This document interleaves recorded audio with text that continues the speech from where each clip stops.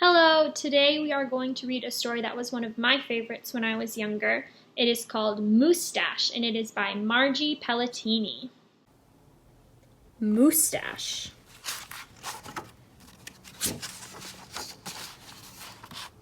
Moose had a problem, a horrible, hairy, prickly problem. It grew right below his nostrils and just above his upper lip. A moostache.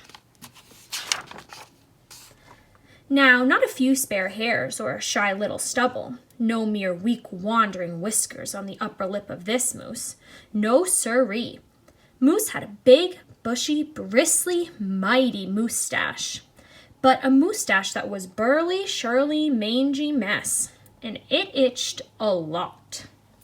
Sure, he plucked and he tweezed, he even clipped, snipped, and teased. But his combs were still cowards, and his brushes rebelled. His scissors simply surrendered. Moose was in a frizzy tizzy. The moostache was completely crimping his style. He was a great hoofer, but he could barely bop and hip-hop with a moostache going flip-flop. He was a wonderful chef, but he simply couldn't flambe his souffle with all those whiskers in his way. And he was a daring skier, but how could he downhill race with the mighty moostache blowing in his face? Moose had to do something, and soon. But what? After days and days of much serious thought, Moose got an idea. He crossed some hairs here, he crossed some hairs there, and he tied his moostache around his neck. A moose scarf seemed to be the ideal answer to his problem. It was so simple, so easy, so perfectly perfect.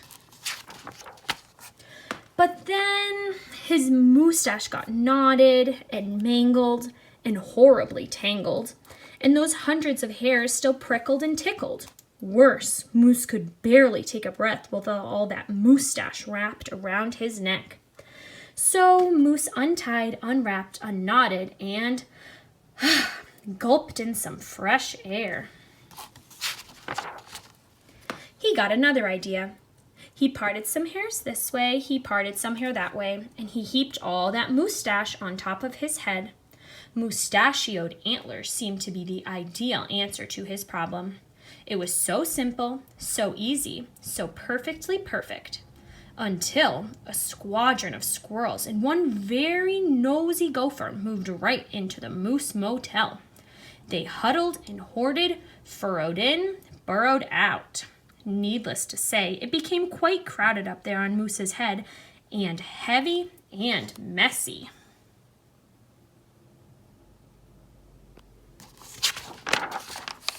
And very, very noisy.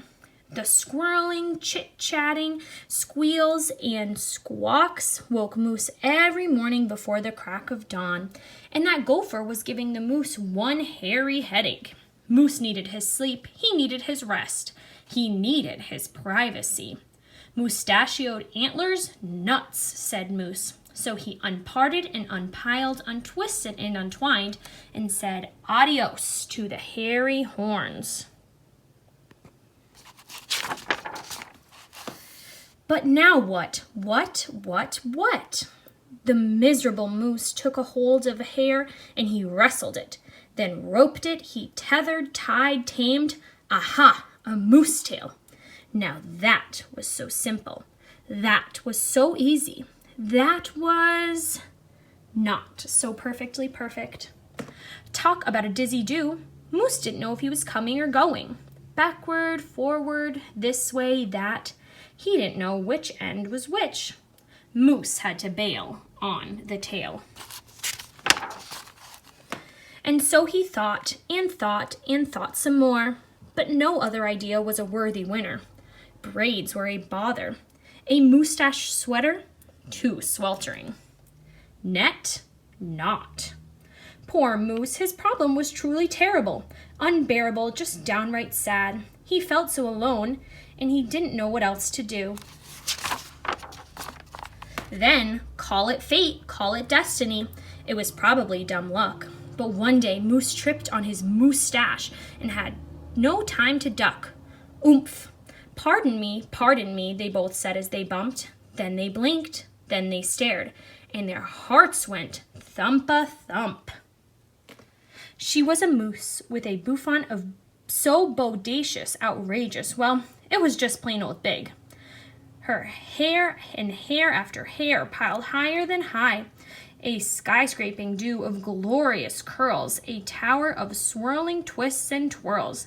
She was simply splendid, stupendous, absolutely superb.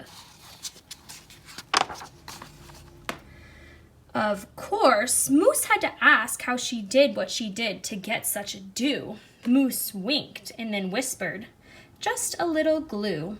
So she helped he, fearlessly plunging a hoof into a fat pot of white gooey goop, and carefully, oh so carefully, they glopped and they plopped, they pasted and they pressed. They coaxed and curled every truly unruly wayward whisker.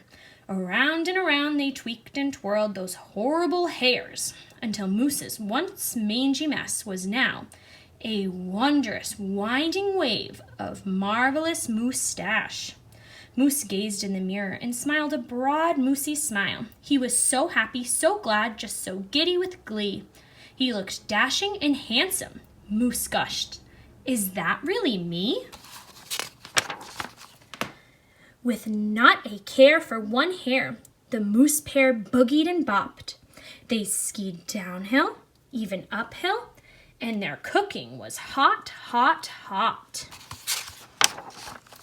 So, of course, it wasn't long after that Moose and his Moostache and his beautiful bride fox-trotted and tangoed and waltzed down the aisle. Good hair days, bad hair days, they vowed to love and to cherish. And with hearts heaped with love and pots filled with goop, they both sighed, "I do," glue, and promised never to part. It was so simple, so easy, so perfectly perfect, and it stuck.